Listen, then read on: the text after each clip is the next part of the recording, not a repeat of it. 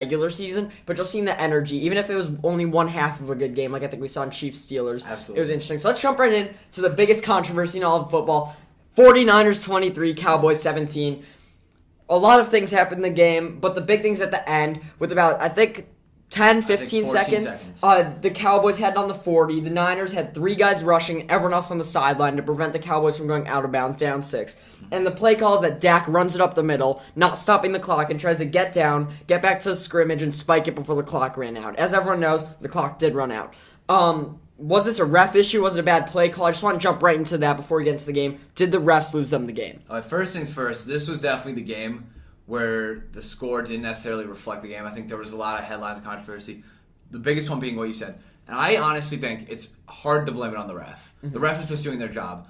I think the biggest, the person who's most at fault is absolutely Mike McCarthy. 100%. That play call was ridiculous. There was no reason for that to have happened. They could have thrown up 2 Hail Marys in that time. Definitely. And here's what I could also say is that they had 3 long passes on 3 plays before and got out of bounds. I know it didn't look like an option. They could have gone for it. Exactly. Here's the thing about the Cowboys coaching situation. All season long, everyone's been talking about how good Kellen Moore is in his play calling. If this is his play calling, then he's disappointed. Everyone wants Kellen Moore to be the play caller when they're good and not when they're bad. Blame it on one of them. This is why Kellen Moore shouldn't be up for a job.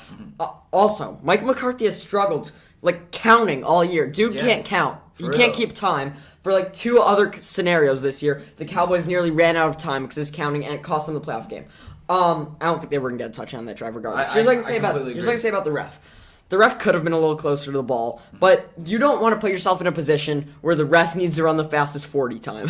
He was doing his job. Additionally, the big issue is the Cowboys. You see throughout football, the real studs, like Larry Fitzgerald, one of my favorite players ever. In these scenarios, he would sprint to the ball, sprint it to the ref, get lined up, and they'd spike it right away. Yep. Here you saw Dak not knowing what to do. You have all season long, as a coach, to instill in your players to prepare. Instead, he hands it to the center who puts it on the ground, and they're in the way of the ref. You see the ref trying to squeeze through 2 O-linemen. Disastrous. Absolutely. Not only was it a bad play call because they left it up to all these risks, but when they had an opportunity to make it up, they didn't in the end, and that's what cost them.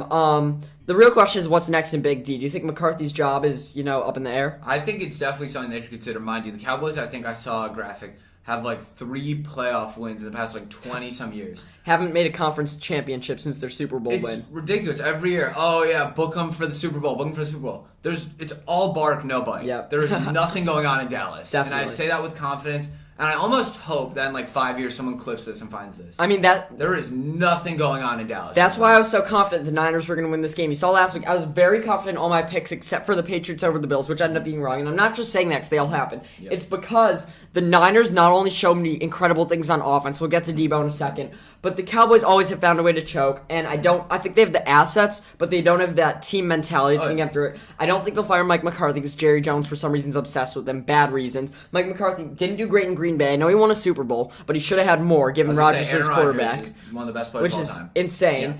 Yeah. And they won't fire him, and it's only been 2 seasons. I understand that. You don't want to shift brasses too soon. Yep. Dan Quinn might be gone as the defensive coordinator. He might get a job elsewhere, and they're going to be left in a bad place next year. They have great talent.